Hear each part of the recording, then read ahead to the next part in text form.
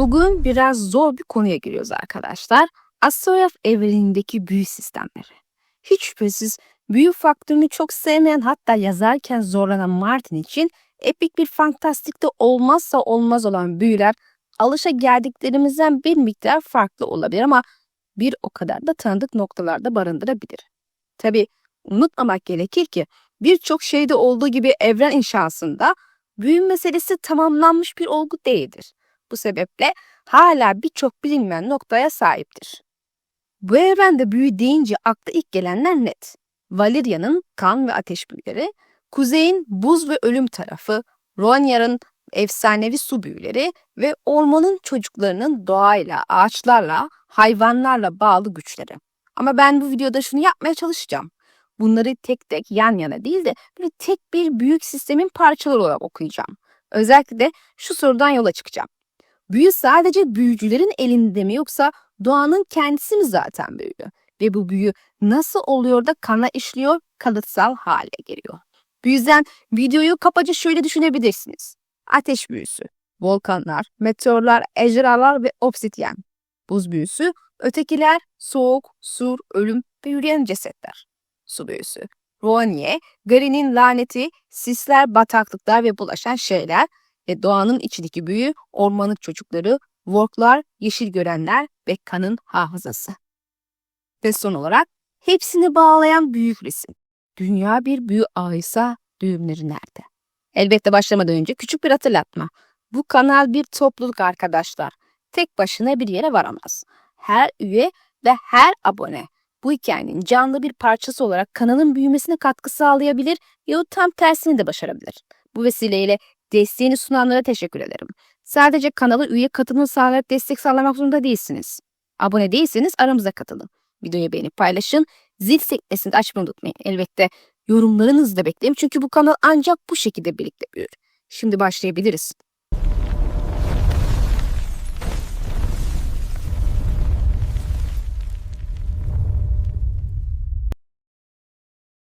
Normalde ateş büyüsü deyince çoğu insanın kafasında tek bir görüntü var. Eski Valeria, 14 alev, ejderhalar ve Marvin'in söylediği tüm Valeria büyüsü kan ve ateşe dayanır çizgisi.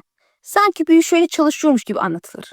Valeria vardı, orada bir şeyler oldu, büyü patladı. Sonra Valeria battı, büyü söndü. Şimdi ejderhalar geri döndü, büyü de geri geliyor. Benim kafamdaki okuma biraz tabii ki farklı. Daha yaygın, daha dünyasal. Ben ateş büyüsünün şöyle çalıştığını düşünüyorum. Volkanlar bu evrende sadece jeolojik oluşum değil, ateş büyüsünün doğal bataryaları. Meteorlar ve göktaşları, göksel ateşi dünyayı çakan, zaman zaman sistemi resetleyen dış tetikleyiciler. Obsidyen yani ejderha camı ise bu ateş büyüsünün donmuş, kristalleşmiş taşına bir hali. Ve 14 alev bu sistemde tek bir özel nokta değil. Sadece en yoğun kümelenmiş, en yüksek seviyesindeki ateş odağı. Şimdi bunları yavaş yavaş açalım. İlk olarak volkanlara bakacağız. En basit soruyla başlayalım. Obsidyen gerçekte nedir? Bildiğimiz kadarıyla hızlı soğuyan lav camı. Yani doğrudan volkanik faaliyetin bir ürünü ve bizim dünyamızda da mevcut ama Astrograf evreninde obsidyen büyü içeriyor. Çünkü ateşin kendisi büyü barındırmakta. Evren içinde de şöyle bir tablo görüyoruz. Obsidyen kuzeyde, sur ötesinde de bulunuyor. Hatta ormanın çocukları geçmiş yıllarda nöbete bunlardan getirilmiş. Ötekileri öldürüveriyor ki nöbet içinde önemi tam olarak zaten buydu. Aynı taş ejderha camı diye özellikle vurgulanıyor. Yani adı bile onu ejderha ateş tarafına bağlayan bir terim içeriyor. Zaten çünkü ateş eşittir ejderhadır ve ejderha da eşittir ateştir. Şimdi bunu şöyle okuyorum. Bu taş sıradan siyah bir kaya değil. Büyüsel bir etki taşıyor çünkü buz tarafının en saf formu olan ötekileri kırıp yok edebiliyorlar. Kaynağı tamamen volkanik taş. Yani daha doğrusu volkanik ateş. O zaman mantık şu. Volkanik bölgeler ateş büyüsünün ham halinin yoğun olduğu yerlerdir. Obsidyen de bu ateş gücünün katı hali olan donmuş ateştir. Bu yüzden bana göre her volkan bir ateş büyüsü düğümüdür. 14 alev bu düğümlerin aşırı yoğunlaştığı, üst üste bindiği bir mega bölge olarak görülmeli. Yani sadece Valeria değil, her volkanik bölge doğrudan ateş büyüsüyle bağlantılı. Bu sebeple de ejderha lordları kaleler ve şehirleri inşa ederken büyü kaynağı olması için o bölgede genelde volkanik bir dağ olmasına özen göstermiş. Bunun en net örneği Valirya'dan sonra Ejderha Kalesi'dir. Orası volkanik bir bölgedir ve zaten ejderha aleviyle de inşa edilen kale büyüsel bir etkiye sahiptir. Bir önceki videoda hatırlıyorsanız eğer yüksek kulenin temelinin inşa edildiği Savaş Adası'nın da muhtemelen sönmüş bir yanardağ barındırıyor olabileceğini söylemiştim yahut işte volkanik bir temele sahip olabilir. Zira kulenin temeli de ejderha ateşiyle yapılmış siyah taşlardan oluşmakta. Ve yüksek ihtimal ejderha lordları için burası bir ileri karakoldu. Benzer bir mantıkla kış yarının kaplıcalar üstüne inşa edilmesi yüzünden hayranlar orada bir ejderha yumurtası olabileceğini düşünmekte, çünkü bildiğiniz üzere kaplıca volkanik bir hareketin tezahürüdür. Yani görünürde volkan görünmese bile yer altında volkanik hareket mevcut. Bu sebeple Savaş Adası'nın kendisi bile bizzat deniz altındaki volkanik bir dağın sonucu su üstüne yükselmiş olsa gerek. Özetle bütün volkanlar ateş barındırmakta, dolayısıyla ateş büyüsünü de içinde barındıran bir ağ düzenidir. Ejderha Kalesi'nin altındaki Ejderha Dağı da, Esos'taki başka tekil veya çoğu volkanlar da, hatta dünyanın başka yerlerindeki ateş dağları da bu ağın içinde yer almaktadır. Fark şu, bazı yerler tek düğüm iken bazı yerler Valira gibi onlarca düğümün üst üste binmiş halidir. Bu da bizi bir sonraki başlığa götürüyor. Neden 14 alev bu kadar özel sorusunun cevabına. Bu noktada başka insanların aklına gelen itirazı ben de düşünüyorum. Tamam, her volkan büyü taşıyor olabilir ama 14 alevin bariz daha güçlü bir etkisi var. Demek ki diğer volkanlar daha az büyülü. Ben olaya şöyle bakıyorum. Evet, diğer volkanlar daha az büyülü olabilir ama bu onlarda büyü yok anlamına gelmiyor. Büyünün şiddeti ve yoğunluğu farklı demek. Şöyle düşünün. Tek bir hoparlörden gelen bir ses var. Bir de aynı anda şarkıyı çalan 14 hoparlör var. İkisi de müzik ama biri odanı sallar, diğeri sadece duyulur. Volkanlar da aynen böyle. Tekil volkan yerel bir ateş düğümü. Büyü var ama etkisi de belli bir düzeyde. 14 alev gibi zincir, volkanlar iç içe geçmiş ise aynı bölgede bir sürü ateş düğümü üst üste biniyor, rezonans yapıyor, büyünün şiddetini katlıyor. Bu yüzden Valirya, ejderha yetiştirebilen, cam mumları yakabilen, taşları şekillendirip dev eserler yapabilen ve bunu kitlesel ölçekte yapabilen bir uygarlık haline gelmiştir. Çünkü bu uygarlık dünya üzerindeki belki de en yoğun, en kalın volkan omurgasının üzerine kurulmuş. Başka yerlerde tek tük volkan varken onlar resmen ateşten bir kıtanın üzerinde yaşıyor. Hani bizim dünyamızda normalde medeniyetlerin su kenarlarında kurulması gibi ateş ve kan büyüsü kullanan ejderha lordları volkan nehirleri üstüne neşeler kurmuş. Çünkü medeniyetlerin kaynağı ateş, su değil. Yani ben 14 alevi şöyle görüyorum. Özel bir kaynak olduğu için değil. Çok sayıda ateş kaynağının aynı yerde toplanmış hali olduğu için bu kadar öne çıkıyor. Bu da Valirya'yı büyünün tek merkezi olmaktan çıkarıp aşırı örnek haline getiriyor. Dünya genelinde ise daha düşük yoğunluklu başka ateş kaynakları da var tabii ki. Şimdi bu tabloya da bir de göksel ateş ekleyelim. Evren içinde iki şey biliyoruz. Şafak bir meteordan yapılmış, sabah yıldızı olarak bilinen bir kılıç olarak anılıyor ki ejderha çeliği de denen Valirya çelikleriyle birebir özellikle sahip. Sadece görüntüsü beyaz. Ayrıca ilk kitap sonunda ejderhaların dönüşüyle birlikte gökte kızıl bir kuyruklu yıldız beliriyor. İnsanlar bunu çeşitli şekillerde yorumluyor ama sonuç aslında şu. Bir meteor olan kuyruklu yıldız geliyor, çok kısa süre sonra ejderha yumurtada çatlıyor.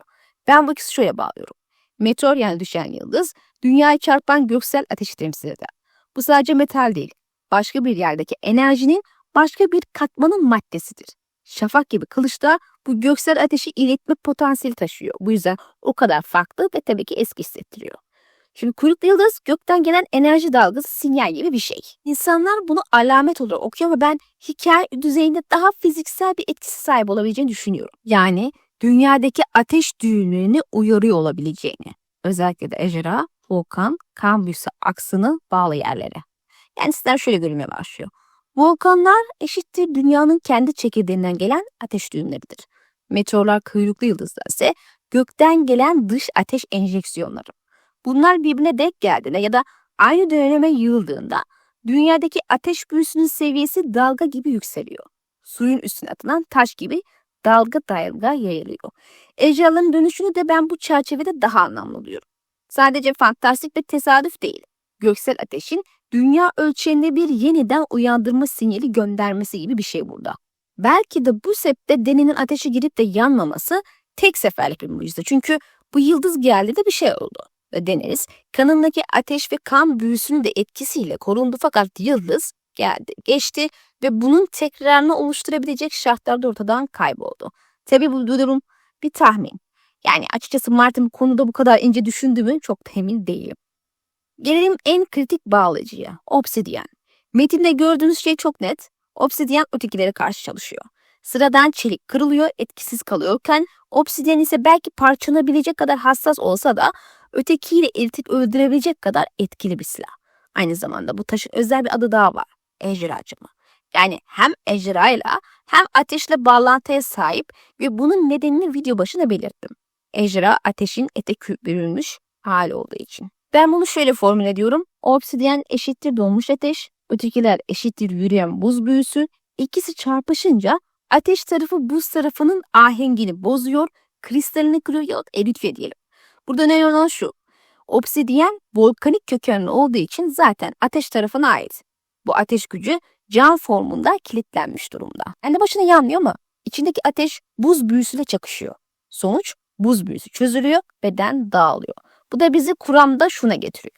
Eğer obsidyen ateş büyüsünün taşlaşmış formuysa o zaman ateş büyüsünün kaynağı da bu taşın oluştuğu yerler olmalı. Yani en başından söylediğiniz gibi volkanik bölgeler. Bu da videonun başındaki cümleye geri bağlıyor bizleri. Bence ateş büyüsü sadece 14 alevle sınırlı değil yani. Volkan olan her yerde farklı yoğunluklarla da olsa ateş büyüsü var. Obsidyen de bu gücün donmuş, taşlanmış hali. Benim asıl ilginç bulduğum nokta zaten ateşin donmuş hali olarak nitelendirilmesi. Doğmak genelde böyle buzla bağlantılı bir durum olduğu için nasıl yani diye bir çelişki hissediyorum tabii. Ama neticede bizim bahsettiğimiz donma işi aslında lavın doğal süreçte doğanın içinde soğumasıyla katılaşmasıyla oluşuyor. Buzun kendisiyle değil. Genel olarak özetlersek ilk bölüme, içinde ateş barındıran doğanın her bir parçası ateş büyüsüyle bağlantılıdır. Muhtemelen buz, su vesaire ile bağlantı şeyler içinde bunun tam tersi geçerli. Yani şöyle bakalım. Volkan ateşin en yoğun en saf hali, lav hareket eden ham ateş, obsidyen soyup taşlaşmış ateş, meteor kuyruklu yıldızlar göksel ateş. Kılıçlar, ejderhalar ve benzeri şeyler ise bu ateşin büyüsünün silahlaşmış kullanılabilir hali olarak görülebilir. Yani neticede ateş var, evet, ama çıplak elle onu kullanamazsınız. Kullanabilmek için tabiri caizse ise bir ocak fırın gerekir. Kılıçlar, ejderhalar da benzer bir mantığa sahip işte. Bunlar olmadan ateşin içindeki büyünün sizin için bir anlamı yok. Çünkü dediğim gibi kullanamazsınız. Elbette ateş eşittir ejderha, ejderha eşittir ateş olduğu için de ateş büyüsünün en güçlü varoluş kaynağı aslında ejderhanın ta kendisidir. Öyle ki yok olduklarında ateş büyüsü de etkisini yitiriyor. Yahut zavallı hale geliyor. Bu sebeple ateş büyüleri için volkandan ziyade aslında ejderhanın var olması gerekiyor. Peki ateşe karşı kullanılabilecek silahlar nelerdir? Yani buz tarafı için özellikle konuşuyorum. Aslında bu kısmı pek bilmiyoruz. Ama bildiklerimizin üstünden tahminler yapalım. Ötekilerin buz kılıçları başta olmak üzere bilmediğimiz her türlü silahları, çeliklere yahut bronzdan yapılma silahları parçalayabiliyorlar. Ama ejderha çeliğini parçalayamıyor. Bu çeliğin doğmasının sebebi de bu olsa gerek. Buz kılıçlarının silahlarına karşı dayanıklı bir silah yapma arzusu. Aslında normal çelikleri vesaire yaparken de ateş kullanırsınız ama bunlar ateşin zayıf formlarıdır. Ejderha ateşi ise ateşin en güçlü formu olduğu için ötekilerin bu silahlarının içindeki buz büyüsüne karşı direnç sağlayabiliyor. Birbirine denkler yani. Bir nevi ateş tarafının fedaileri buz tarafının büyülerini taklit ederek kendilerini uyarlayıp ejderha çeliklerini yapmış diyebiliriz.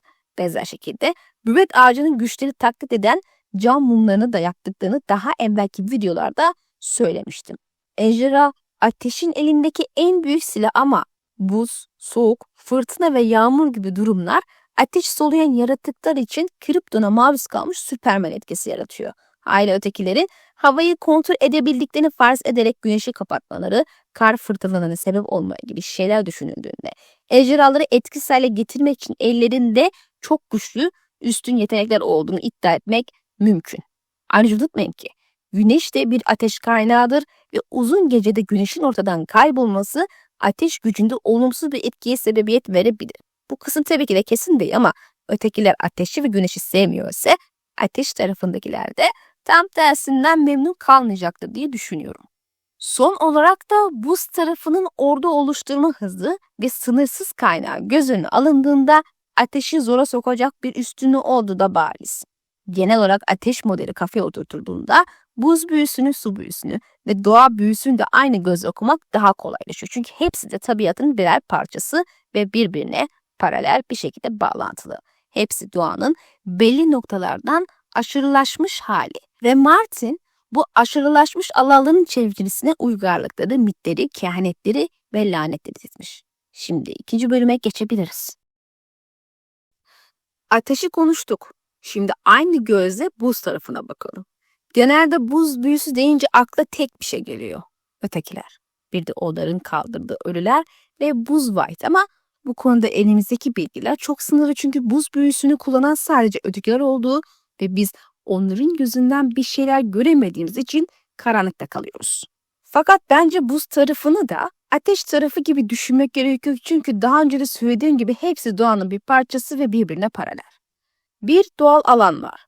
Bitmeyen kış, surun ötesi, her daim kış toprakları. Bir bilinç türü var, ötekiler. Yani Game of Thrones'ta daha çok ak gezenler olarak anılan varlıklar. Bir de onların kullandığı araçlar var. Donmuş ölüler, buz silahları, soğuk fırtınalar ve benzeri şeyler. Şimdi bunları biraz açalım. Ötekiler hakkında aslında çok az şey biliyoruz ama bildiklerimizi tek tek sayınca belli bir resim çıkıyor. Yanlarından geçerken aşırı soğuk geliyor. Hava kesiliyor. Silahları buz gibi ama camımsı, canlı çeliği kırıyor. Sesleri bile çatırdayan buz gibi tarif ediliyor.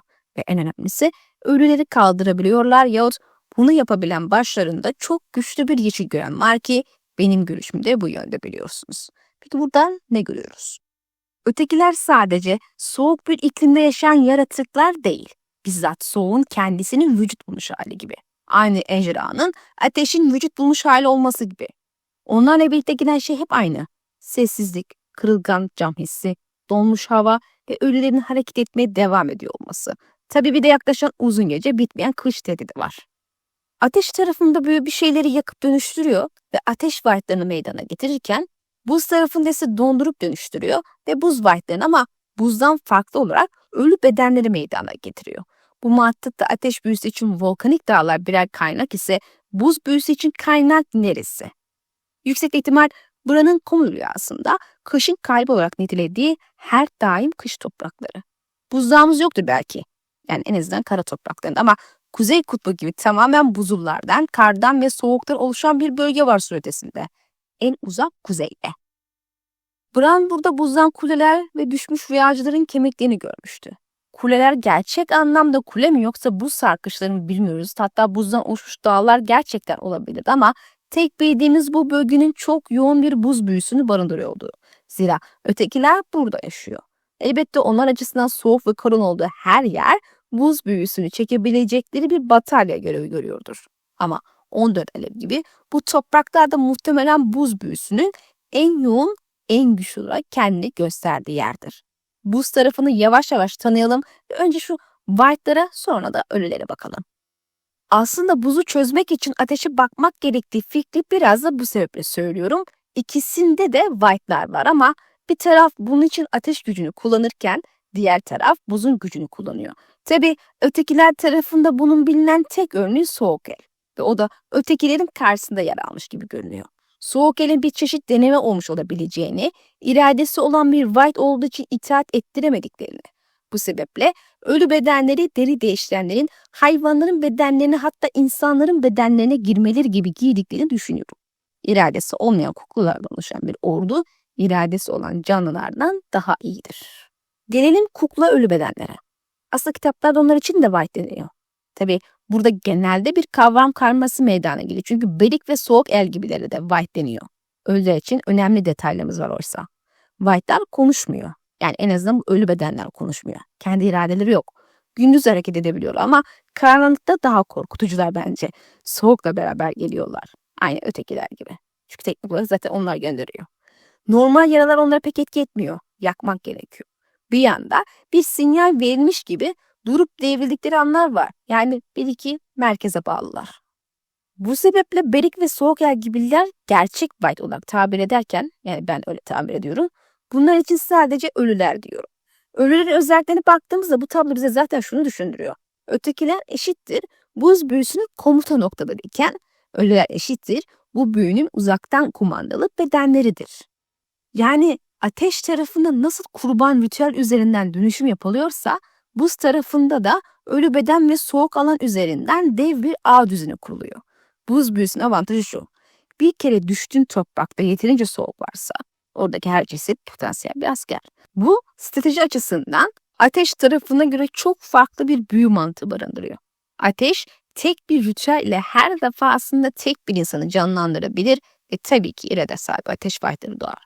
Buz ise irade sahibi buz fightlarını ölüleri tek seferde topluca dirilterek, yani aslında ölü bedenleri giyerek kontrol ettikleri bir iradesiz ordu oluşturabilmekte, daha önemlisi sınırsız bir asker kaynağına sahip olabilmekte. Yani evet, ötekilerin ölü diriltme dediğiniz şeyi aslında bir worg'un hayvan yahut yeterince güçlüyse bir insanı worg'laması gibi ölüleri worg'lamasına ibarettir. Yani doğanın, ormanın çocuklarının büyüsü olan deri değiştirme yeteneğinin ta kendisini görüyoruz burada, ama tek fark yaşayanları değil, ölüleri worg'luyorlar. Peki ama neden ateş tarafında benzer bir yetenek yok? Burada benim yıllardır savunduğum fikrim devreye giriyor. Yeşil gören yahut worg olmak için eski inanç ve ilk insanlarla bağlantılı olmanız gerekiyor. Yahut ormanın çocuğu ve ötekiler gibi bu toprakların kadim sakinlerinden biri olmanız lazım. Eski inancın peşinden giden. Şimdi şöyle bir itiraz da gelebilir. Ötekilerin din inancını bilmiyoruz. Rolculara göre onlar büyük öteki isimli bir ilaha tapıyorlar. Doğru, ama büyük ötekinin eskiden yaşamış bir yeşil gören olması hangimizi şaşırtır? Eski kuzey inancında ilah olarak tapınılan kişilerin yüzleri, isimleri ve cisimleri yoktur ve daha önemlisi sayısı da yoktur. Bilinmez, çünkü hayran kuramlarına göre her biri aslında zamanında yaşamış, ölmüş ve büvet ağaçlarına ruhları karışmış yeşil görenlerdir. Haliyle büyük öteki denen kişi de muhtemelen eski kuzey güçlerinin bir parçası ve ötekiler de ilk insanlar ve ormanın çocukları gibi büvet ağacını kullandıkları için bu düzenin bir parçası olarak deri değiştiren yeteneğine sahip kişileri kendi aralarından çıkartabiliyorlar. Tabi buna sebep olan şeyler bir gizem olarak barınıyor. Özet, ötekiler buz büyüsünü kullansa da büvet ağacı deri değiştiren ağının bir parçası olarak doğa büyüsünü de kullanabilen taraf olarak öne çıkıyorlar, ama tek fark yaşayanları değil, ölüleri worglayabiliyorlar. Peki ateş büyüsünün ana kaynağı olan ateş ejderhalarına karşılık buz ejderhaları var mıdır? Üstadlar deli saçma olarak görse de titreyen deniz tarafındaki buzullarla kaplı denizde buz ejderhaları gören denizciler var. Ötekiler gibi parlak mavi gözlere sahipler ve ateş ejderhalarından çok daha büyükler. Ben var olduklarına inanıyorum ve eğer öyleyse ötekiler onları kontrol edemiyor olmalı, çünkü tarihin hiçbir yerinde buna dair hikaye vesaire okumadık. Peki görür müyüz? Neden olmasın, ben görmeyi çok isterim. Öyle bir şey olursa ateş ejderhalarına karşılık buz ejderhalarının sağlası okumak ilginç olurdu. Ateş ve buz tarafını böyle kurduğumuzda aralarındaki çatışma biraz daha netleşiyor. Şimdi elimizde buz tarafına karşı işleyen 3 şey var. 1. Obsidyen. Ateş tarafının donmuş mermisi. Özellikle ötekine karşı çok etkili. 2. Ejderha ateşi. Normal ateşten güçlü, daha yoğun ve tam olarak saf ateş büyüsü. Ateş ejderhaları ötekilere karşı etkili mi diye merak edilir. Hiç görmedik tabii, ama muhtemelen etkili. Özellikle ejderha camı etkili ise ejderha alevi hayli etkilidir. Ateşin en basit formu bile ölüleri zaten yakarak kullanılmaz hale getirdiği için etkili olduğunu biliyoruz ejderha alevinin de ötekilere karşı. Yani daha doğrusu ölülere karşı. Ve 3. Valile çeliği, yani ejderha çeliği nasıl yapıldığı çözülememiş. Muhtemelen eski Valire ateş büyülerinin ve ejderha ateşinin bir ürünü. Ötekilere karşı çalıştığını biliyoruz. Onların buz kılıçlarına karşılık ateş kılıçları gibi düşünün, ama ateşin gücünün çelik içine hapsedilmiş hali gibi. Yani bu da ateş tarafının buz tarafıyla baş etmek için ürettiği bir kalıcı araç gibi. Buradan çıkan tablo şu: buz büyüsü ölümü muhafaza edip yayma üzerine kuruluyken ateş büyüsü dönüştürme ve yok etme üzerine kurulu. Bu yüzden buz tarafını durduran şey hep ateşin bir formu. Normal ateş, ejderha ateşi, obsidyen, valile çeliği. Son bir şey daha var: buzun karakteri. Gerçek hayatta da ateş, hareket, hız, değişim, yaşam ve Üstad Emun'a göre tüketen, buz ise yavaşlama, durma, saklama, ölüm ve yine Üstad Emun'a göre muhafaza edendir. Martin'in büyü sistemine baktığımızda bunu birebir görüyoruz. Ateş ritüelleriyle bir şey yapıldığında geri dönüşü zor. Biri yanınca yanıyor. Biri kurban edince geri gelmiyor. Ejderha ateşi vurdu mu tüketiyor. Ama ateş ayrıca sıcaklığı ile yaşam da veriyor. Buz tarafı ise cesetleri koruyor, çürümeyi yavaşlatıyor, hatta yaşlanmış bir adamın ölümünü bile geciktirebiliyor. Bir şeyler askıya alıyor. Bu hikaye bitti dediği noktada ölülerde yaptıkları gibi bir anda yürütüp tekrar sahneye çıkarıyor. Burada çok hoş bir denge var. Ateş büyüsü hikayeyi hızlandıran, buz büyüsü ise hikayeyi durdurup sonra kaldığı yerden devam ettiren bir güç gibi. Aslında seriye yakından ve uzaktan baktığımızda iki farklı imajla oluşuyor. Ve ben bunu ilginç bulduğum kadar Martin'in işaret ettiğim yere bakma, algı oyunlarıma gelme mantığını hatırlıyorum. İlk kitap büyük bir tehdidin varlığıyla açılıyor. Ötekiler, insanlardan nefret eden, onları öldürmek isteyen buz yaratıkları. Ölüm vaat eden taraf olarak yaşayan bizler için büyük tehdit oldukları bir gerçek. Melisande de aynı şeyi sürekli söyleyerek zaten propaganda yapıyor bize. Biz iyiyiz, onlar kötü vesaire vesaire vesaire. Lakin geriye çekilip uzaktan resme baktığımızda da ateşin aslında hep kötü imajı çizen taraf olduğunu görebiliyoruz. Üstad Eamon'un ateş tüketir ama buz muhafaza eder sözünü hep ilgi çekici ve seriyi ilk kez okuyanların algısını yıkan bir cümle olarak görüyorum. Ateş hanesinden biri olarak ateşi olumsuz bir şekilde ifade ediyor ama onun karşısında buzu olumlu bir şey olarak görüyor. Neresinden bakarsanız bakın Eamon'un bu yaşa kadar gelmesinde en büyük etkenlerden biri surun soğuğuna maruz kalmasıydı. Sıcak topraklara gittiği anda hastalıkları ona güz gibi vurdu ve öldürdü.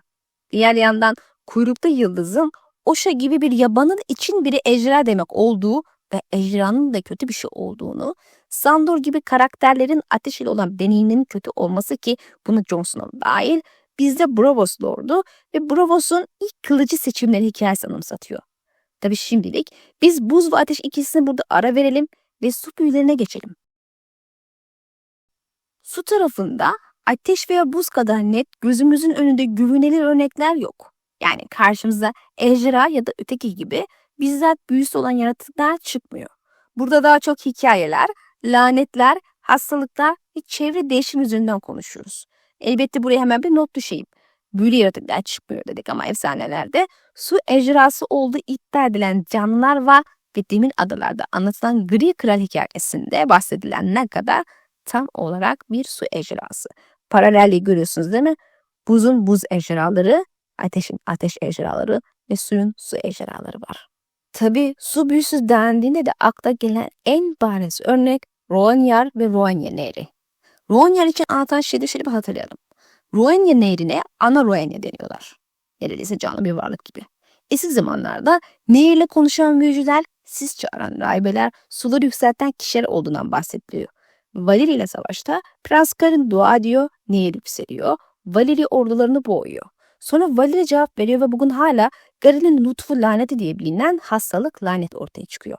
Rhoynia boyunca görülen taş adamlar, gri hastalık, harabeler, sisli ve uğursuz havada bunun kalıntılı gibi anlatılıyor. Bu tabloyu ateş buz mantığını çevirirsek ateş noktasal, patlayan, kısa ama yıkıcı, işte böyle volkan, meteor, ejder ateşi ve gölge doğumu. Buz ise yavaş ama birikimli ölüm biriktiriyor, ordular halinde geri getiriyorken su akışkan, yayılıyor, temasla bulaşıyor, çevreyi de uzun vadede değiştiriyor. Rhoynia çevresindeki şeyler çok sıvı hissettiriyor. Sis geliyor, nehir taşıyor, şehirler batıyor. Ardına gelen lanet hastalık suya karışıyor gibi. Yüzyıllar sonra bile nehir boyu tam düzenlemiş bir coğrafya olarak duruyor. Burada su büyüsünü şöyle özetleyebiliriz. Su büyüsü ateş gibi bir anda patlayıp biten değil. Akış boyunca iz bırakan, hastalık gibi yayılan, çevreyi kirleten veya kutsayan bir güç gibi. Garen'in lütfu laneti bu açıdan kritik. Garen'in duası neyle birleşiyor? Rhoynia yükseliyor. Düşmanı boğuyor ama bunun bedeli de var. Nehir çevresini taşırıyor. Hastalık lanet kalıyor, Rhoynar uygarlığı çöküyor. Ateş tarafında bedel genelde kurban üzerinden net ve keskin. Birini yakarsan kan dökersin ve ritüel de biter. Su tarafında bedel biraz daha pis. Nehre ne yaptıysan uzun vadede sana ve çevrene dönüyor. Bir darbeyle kazanıyorsun ama nesiller boyu sonuçlarıyla yaşıyorsun. Bu yüzden Rhoynia'yı bence şöyle düşünebiliriz. Kocaman bir su düğümü. Nehir, uygarlık, büyü birleşmiş. Sonra da Valyria ile çatışma sonucu bozulmuş, kirlenmiş, lanetlenmiş. Ve bozulmanın kalıntısı bugün taş adamlar, gri hastalık, sisli ürkütücü nehir rotası ve oraya bulaşma, kalıcı bir şey kaparsın hissi. Su büyüsü burada çok net bir karakter gösteriyor. Ateş tüketir, buz muhafaza eder, su hissi bulaştırır ve taşır. Valeria'nın ateş imparatoru çöküyor. Vanya'nın su uygarlığı çöküyor. Ama her ikisinin de büyük kalıntıları coğrafyada devam ediyor. Valeria dumanlı harabeler, lanetli topraklar, kara büyü söylentilirken Roenye taş adamlar, gri hastalık, sis ve harabelerdir. Yani su büyüsü de tıpkı ateş ve buz gibi bir alan ve bir sonuç bırakıyor. Su tarafını böylece ağır işleyen, çevresini değiştiren büyü olarak çerçeveleyebiliriz. Tabii su büyüsü dediğimizde bunu yegane kullanan kişilerin insanın olduğunu iddia etmeyelim. Ormanın çocukları da doğum kolunu yıkmak için suların çekişici isminde bir su büyüsü kullandı ve yine aynı büyüyü kullanarak Mordekaiser'in tarafında da kuzeyi güneyden ayırmaya çalıştılar ki görünüşe göre başarısız oldular ve bugünkü bataklık oluştu. Kaynaklarda geçen anlatımlara göre kullanılan bu su büyüsü karanlık bir büyü ama neden böyle dendi yazmıyor. Ama benim bir tahminim de var elbette ama oraya sonra geleceğiz. Daha evvelden ateş white'larından ve buz white'inden bahsetmiştik. Benzer şekilde su white'ı var mıdır? Kesin değil ama kuramlara göre yamalı yüz bir su white olabilir. Çünkü günlerce suda kalıp deniz onu sunu da karaya kustuğunda üstlerine göre gayet ölüydü ama bir anda nefes almaya başladı. Bu durumda demir adamların bahsettiği boğulmuş ilah gerçekten var mı ve varsa eski kuzey güçlerinin bir parçası olabilir mi? Daha önemlisi büyük öteki koluyla. Neden olmasın? Kırmızılar Mokoro'ya göre Roller ve büyük öteki dışında ilah yoksa da aynı povda başka bir şey daha söyler. Çelişkili bir cümle olsa da dikkat çekici bir söz. Boğulmuş ilahınız bir iblistir. O adı anılmaması gereken karanlık ilah olan ötekinin kölesinden başka bir şey değildir. Boğulmuş garip bir şekilde büyük ötekiyle ilişkilendirildi. Yani su ilahı buz ilah ile ilişkilendiriliyor ki buz da aslında doğmuş sudur. Aynı kişiden bahsediyor olabilir miyiz? Yoksa gerçekten de ötekiye hizmet eden başka bir yeşil görenli bu. Neticede yeşil görenler ve Vorklar da seviye seviyedir. Kimisi kimisinden çok daha güçlüdür ve biliyoruz ki güçlü olan hüküm sürer. Merlingler isminde deniz insanların hikayesi hep anlatılır. Hatta titreyen deniz tarafındakiler siyah pulları olan kuyruklara sahiptir ve güneydeki akrabalarından daha tehlikelidir diye bahsedilir. Bu Merlingler gerçek ise suyun asıl gücünü kullanan halk olarak öne çıkıyor olabilir. Boğulmuş ilah ve Merlin kralı gibiler de nispeten daha az güçlü eski yeşil görenler olabilir. Boğulmuş olan zaten muhtemelen boğularak ölmüş yahut ölüp dirilmiş bile olabilir. Yani şu ölü olan bir daha ölmez sözü buradan geliyor olabilir aslında. Ben gri krala bağlamıştım ama buraya da götürebiliriz. Unutmayın ki demir adalarda da tek tük de olsa bazı hanelerin deri değiştiren olduğu iddia ediliyor kitapta. Bu ancak eski güçlerle bağlantısı olanların sahip olabileceği bir yetenek demiştim. Bana göre ilk insanlar eski güçlerle bağlantısını kopardığında bu yeteneğin aktarımı da sona eriyor. Yani en azından faaliyete geçmeyi tetiklenmiyor. Şimdi 4. bölüme geçiyoruz. Şimdi geldik benim doğanın büyüsü dediğim kısma. Bir diğer ifademle Buz ve Ateşin Şarkısı ismindeki şarkı tarafının kullandığı büyüye. Elbette buz, ateş ve su zaten doğanın bir parçası ama benim burada kastettiğim daha da anlamda daha belirgin bir tarafı ifade etmek için. Ateş, buz, su derken hep bu dışarıdaki doğadan konuştuk. İşte volkanlar, her daim kış toprakları, dev nehirler vesaire. Ama bu evrende çok daha güçlü bir şey daha var. Deri değiştirenler ve yeşil görenler. Daha önemlisi doğanın içindeki bu büyü sonunda insanların kanına işliyor. Yani bu büyü sadece dağlarda, nehirlerde değil, bir noktadan sonra kan soylarına kayıyor.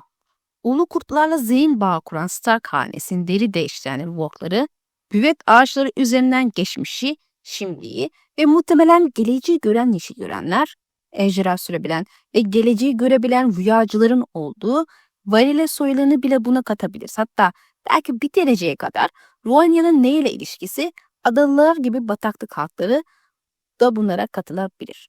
Bunların ortak noktası şu. Çoğu öğrenilen büyü değil. Doğuştan gelen yeteneklere sahiptir. Yani büyü dersine girdim öğrendim tipi değil. Rüyalarla, ön sezilerle, hayvanlarla, dünyayla kurulan doğal bağlarla ortaya çıkıyor. Bu yüzden bence burada 2 katman var. Doğa büyüsü, ormanın çocukları, kuzeyin eski güçleri, ağaçlar, hayvanlar ve topraksa, kan büyüsü, kalıtsal büyü, insan soylarının bu doğa büyüsünü kendi damarına kaydetmesi. Yani şimdi bunu tek tek aşmaya başlayalım. Ormanın çocukları zaten baştan sona doğa büyüsünün vücut bulmuş hali gibi. Ben onları şarkının tarafına konuşlandırıyorum. Yani ahenk dengi tarafına. Ağaçların içinden görebiliyorlar. Hayvanlarla yakınlar. Büyüleri taş, kök, rüya, sis gibi şeylerle bağlantıları. Eski kişiler kurdukları ilişki doğrudan orman üzerinden. Onların kullandığı güçler belki fırtına getiriyor. Belki ormanda bir savunma duvarına çeviriyor. Belki birini ağaçlardan izleyebiliyor. Ama hepsinin arayüzü doğa. Ağaç, toprak, hayvan, rüya. Onlarda bu güç doğuştan. Yani öğrenen büyücü gibi değil. Türün kendisi doğa ile iç içe olacak şekilde yaratılmış. Bir noktada ilk insanlar devreye giriyor ve tabii ki de hikaye değişiyor. İlk insanlarla çocukları çok uzun süre aynı toprakları paylaşıyor. Önce savaş, sonra anlaşmalar, sonra kültürel ve muhtemelen biyolojik temas. Sonuçta ortaya şu tablo çıkıyor. Bazı insanlarda hayvanlarla zihin bağları var, işte Vorklar. Yani Vork yetenekleri ortaya çıkıyor. Çok azında ise bunun daha uç hali. Hem hayvan, hem ağaç, hem rüyalar üzerinden görebilen yeşil görenler. Burada önemli olan şey şu. Bu yetenek herkeste yok. Bazı soylar ve bazı bölgelerde daha az. Özellikle Kuzey Stark hattı ve yabanıl kabileleri vesaire. Çocukken rüyalarla hayvanlarla başlayan sonra iyice açılan bir özellik bu. Bahsettiğim doğanın içindeki büyü aslında burada çok net. Warg dediğiniz şey doğrudan hayvanla bağ kuruyor. Ve eğer yeteri kadar güçlüysen insanın kendisi bile ele geçirilebilir. Yeşil görenler ağaçtan bakıyor, rüyalardan konuşuyor. İkisinin de ayet kullanması gerekiyor. Yani yüzük, asa, kitap falan gibi şeyler ihtiyaçları yok. Kan ritüeli gerekmez. En azından çoğu zaman gerekmiyor. Doğrudan canlı doğa, insan zihni ve kan hattı var. Ötekileri insan voklama meselesinden bahsettik. Şimdi de yüzsüz adamların benzer deri değiştirme yeteneklerine bakalım. Bu kısım deri değiştiren ölü adamlar ikilisinin farklı versiyonu gibi ortaya çıkıyor karşımızda. Yüzsüz adamlar da ölülerin yüzünü alarak deri değiştirir ama kendi bedenleri bu konuda aracı olarak öne çıkıyor. Tabi burada en temel fark bu sonradan öğrenilen bir büyü. Doğuştan kan ile aktarılmıyor. Ama anlaşılan kendi kanını beden olarak kullanıyorsun. Elbette kendi kişiliğini, zihnini de. Yani yine de benzer olması her şekilde dikkat çekici. Belki de bu da onların deri değiştirme özelliklerini taklit ederek kendilerine uyarladıkları versiyondur.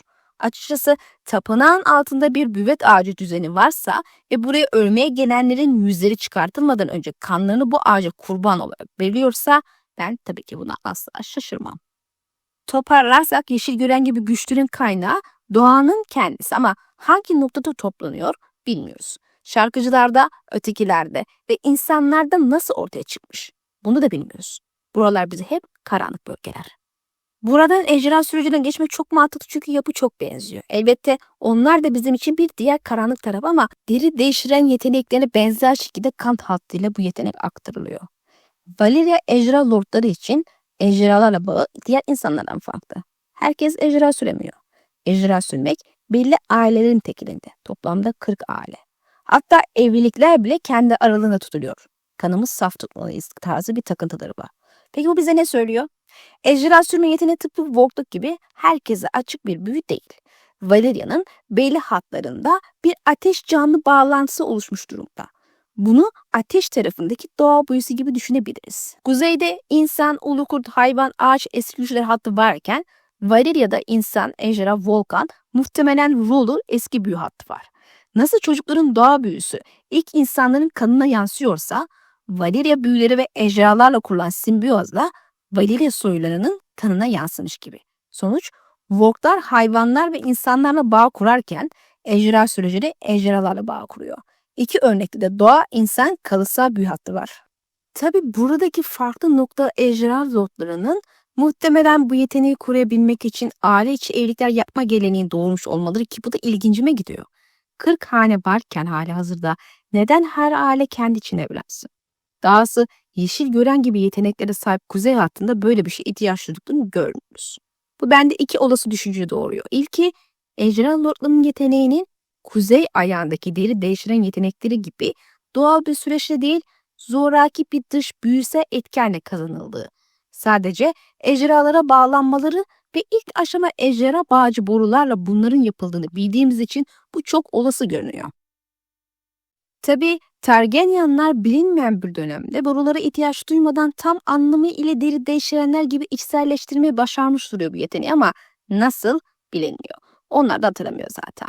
İkinci olasılık ise eski güçlerin takipçilerinde zaten bu yeteneklerin her nesilde ortaya çıkmaması. Tam da bu aile dışı evlilikte geleneği olabilir. Yani sebep olarak. Yine de Brad Raven'ın söylediğine göre bu zaten yaygın bir yetenek de değil. Sadece 1000 kişiden bir kişi deri değiştiren olurken sadece 1000 deri değiştirenden bir kişi yeşil gören olabiliyor. Tabi bunun tek istisnası son nesil Stark çocukları. 6'sı birden deri değiştiren.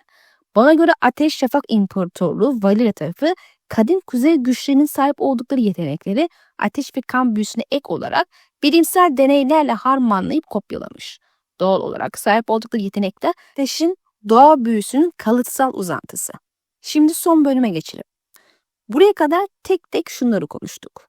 Ateş, volkanlar, meteorlar, obsidyen, Valyria ve ejderhalar. Buz, ötekiler, White'ler, kalıcı kış vesaire. Su, Roanye, Garin'in laneti, taş adamlar, bulaşan hastalık hissi ve suların çekici gibi büyüler.